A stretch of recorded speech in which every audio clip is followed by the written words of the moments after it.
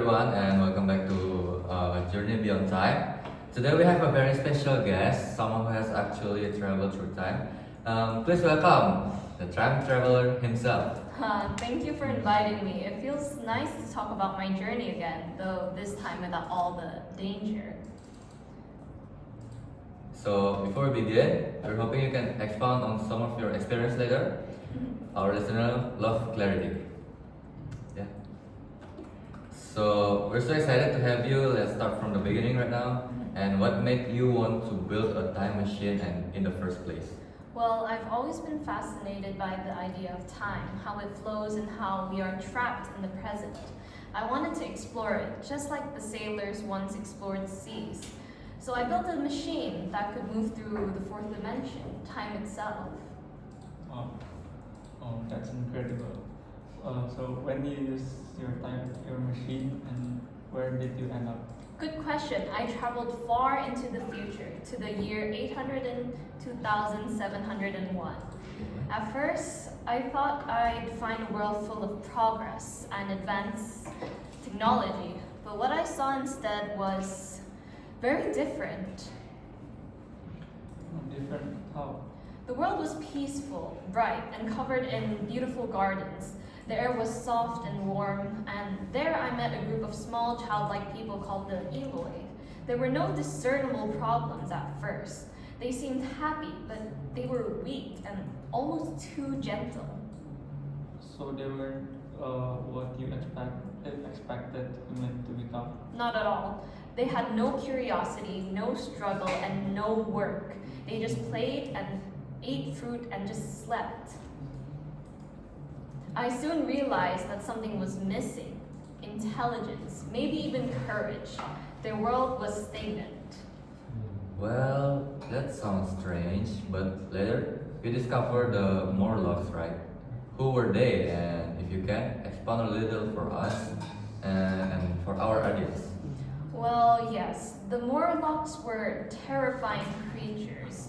They had evolved from the lower class into these creatures like machine-like. They had lived underground in dark tunnels, and unlike the Eloi, who were pretty weak, I'd say, weak-looking, they were pale, strong, and machine-like.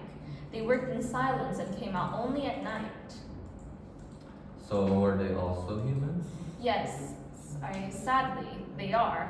Like how the Morlocks, the Elois were, they were also the descendants of humans. The Eloi came from the rich who lived in comfort, in a utopia, and the Morlocks descended from workers who lived underground. Over time, they had become two separate species. I mean, that's a bit dark, but did they get all along? Not really. The Eloi feared the dark because that's when the Morlocks hunted them. I realized that the Morlocks actually fed on the Eloi. It was shocking. The future I found was not a paradise, but a warning. Wow, that's terrifying. How did you survive down there? I had to be clever and resourceful. I used matches and fire to protect myself. In this new world, or perhaps time, was where I met an Eloi by the name Weena. She was a small source of comfort for me in that daunting time. We were companions, and she had often stuck by my side throughout my journeys in this unfamiliar world. And where is she now? She had unfortunately passed. We were attacked by the Morlocks, and she lost consciousness. As I defended myself from the Morlocks by wielding fire, an element I couldn't control in the end, I had lost sight of her. She died there in the forest where they had attacked us, where she was engulfed in flames, but perhaps it was a small mercy that she didn't die by the hands of the Morlocks, as this new twisted way of nature, of this new twisted nature of this world intended.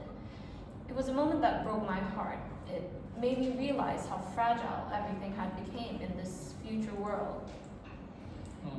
That must have been hard. And so did you ever manage to get back to your own time? Yes, I finally escaped using my time machine.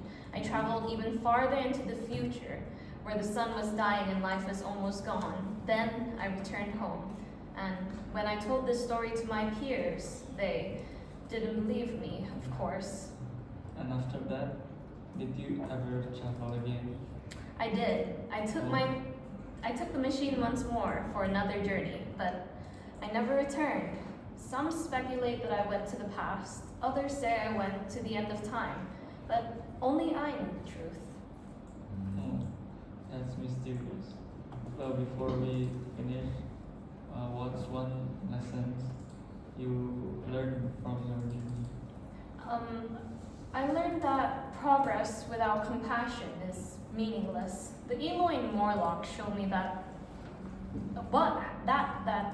what happens when humanity forgets balance between comfort and struggle, between heart and mind, is, well, you get something messed up like how they are in that world. What do you feel after this journey? Well, it was quite eye-opening, and to be frank, quite sad to see the state of how humanity had became. Oh wow, very scary. Mm-hmm. That, Uh, that's a powerful message. Mm-hmm. And so, that's There- powerful message there- you give right there. And then there- so the Eloy like becomes like Morlock hits the Eloy, right? Yes. Why though? Well, I guess their dynamic had eventually shifted into one of prey and predator. So while the Morlocks were basically down there slaving away for the Eloys to have a comfortable message, in the end, the Eloy would just end up as these, I guess you could say, flocks of sheep that the Morlocks would eventually feed upon. And that was the cycle, how it would be like. Morlock's gotta be the predator and the Eloy is gonna be like, The prey, yes. oh my gosh. is there any more interesting things that you found? Well, while some may view the current situation there pretty twisted, I would say in the end had became a normal cycle in nature. In the end, the Eloy just food for the Morlocks, and the Morlocks, well, they feast on them. And believe it or not, that type of predator and prey relationship is still obviously present in, well, the present. I mean, they both human, right? So it like, Yeah, so I guess it may seem a bit more twisted when you realize they are our future, like how our species would end up like in the future, two separate species, and where one eats the other. and for the Eloy and the Morlock, they're basically a human race. Did you like understand what they say? I could hardly understand what they were saying the entire time, actually. They spoke in a really odd way, always creating these chirping sounds. It was a miracle I even managed to find out Lena's name in the end. Do you think humans today are already moving towards the future you saw?